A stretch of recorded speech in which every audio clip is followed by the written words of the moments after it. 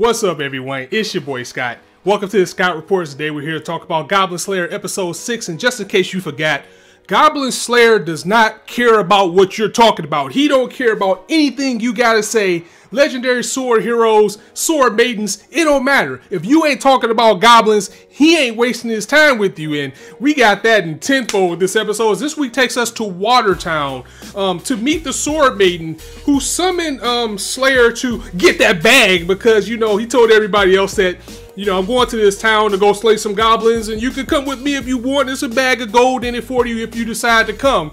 And that was pretty funny with the interaction as well, because we're beginning to see Goblin Slayer kind of break down a little bit as far as he likes having the other adventurers around, even though it's still on his terms. And, you know, the Priestess and the High Elf gives him some crap about that. You know, they're kind of like, you can't just give us an option, but still make the option tailored to you. And they're kind of getting it. That's just how he is as well. But they're basically trying to change the way that he takes care of goblins, try to do it in a little bit more humane and a more safe way, like, you know, no fires, no poisons or whatever. But even in the presence of royalty, if you ain't talking about goblins, he don't care. Like, we met the Sword Maiden and, you know, she's talking about everything that's going on and he's just cutting her off like, so is there goblins? Where's the goblins? And everybody's like, bro, chill out, okay? Have a little bit of respect. You know, the Priestess, she's all bowing, everybody's talking all nice. This guy like, where they at?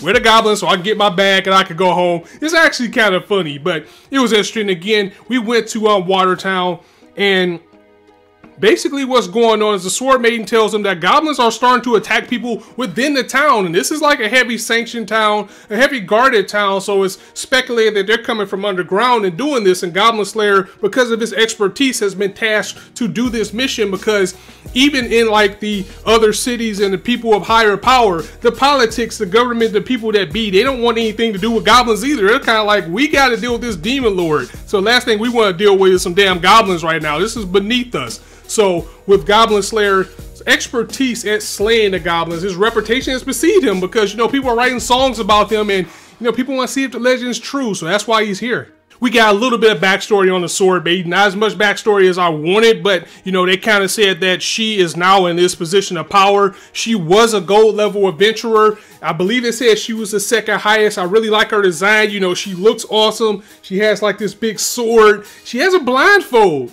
So if she's blindfolded and they're saying that she's probably the second strongest person out there, we know she's a beast. I like the character. I cannot wait to see more. I hope we get more, because now we do have Goblin Slayer in this party. I want to see more characters come into play, especially ones that are supposed to be this great, like the Sword Maiden that they have. But again, I like her design. Goblins are getting to the city once again, and this was pretty interesting. I think the biggest thing to take out of this episode was the fact that Goblin Slayer and his crew are becoming a better team. You know, they're working together, they're playing off each other's strengths and weaknesses. They're using what they can use as an advantage to everybody else as they go into the tunnels. You know, they're looking out for each other, just like, you know, Priestess, she was a little bit scared that she was going around, and Goblin Slayer was like, the walls are very thick here, so you don't have to worry about a surprise attack. Calling back to the first time they saw her. And, you know, like with even the High Elf, the Elf Archer, you know, taking some of the things that Goblin Slayer taught her. Like, we're gonna be in this cave for a while because these goblins keep coming and coming, so she's using the bow and arrows, or the arrows that she's getting that the goblins are using, and using them for herself, even though, you know, she had to be the High Elf about it and complain like, these arrows are trash compared to what I use in my country. But, you know, that's just showing that these guys are taking each other's words, they're using each other's advice, and they're beginning to grow and care about each other and becoming a really cohesive unit. And that's one of the things I like about this series the most, is even though the stigma that it has from episode 1, once we start getting into it, it truly is the fantasy that people thought it would be. And seeing things like this is one of the things I like the most, is to see them grow, actually becoming a team, actually becoming a fellowship. And I hope it doesn't get dark to a point where we're going to lose one of these guys. These goblins are actually reproducing in an unconventional way as well. Perhaps it's a shaman, and I think that's something that they mentioned in the episode as well, and maybe a shaman's doing this.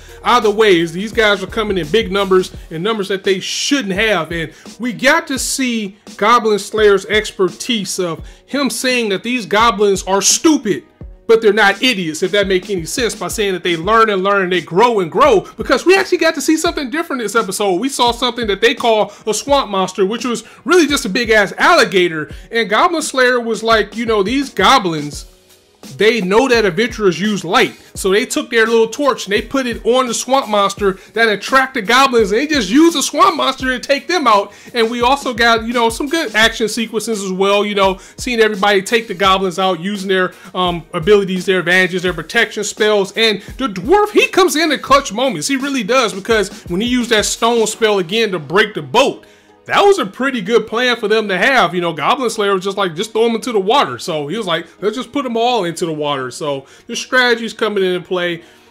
And yeah, that was a really good plan if they decided to do. You know, Goblin Slayer once again taking heed that he's going to try to work on everybody else's terms. Even though he's kind of reluctant about doing it, he knows in his own little way that these people are good to be around, and he likes being around them too. So he's going to try things a little bit differently, and when they get on the same page, we get the results that we get to see in this episode. Things are starting to be a little bit weird, like the goblins are using boats. Like, how the hell did they learn how to use a boat? Also, how did they get into the city too? Is it more along the lines of somebody let them in, or are they starting to burrow into something? I think a bigger entity is definitely in play here. Definitely the Demon Lord. Maybe the goblins are confirmed to actually be working with him, and they're starting to get planted into ways where if they do a sneak attack, they won't be out. Good thing we got our crew on the case to find out more about it. But things are getting very interesting as the dice rolls again once more, as for now it looks like Watertown is clear.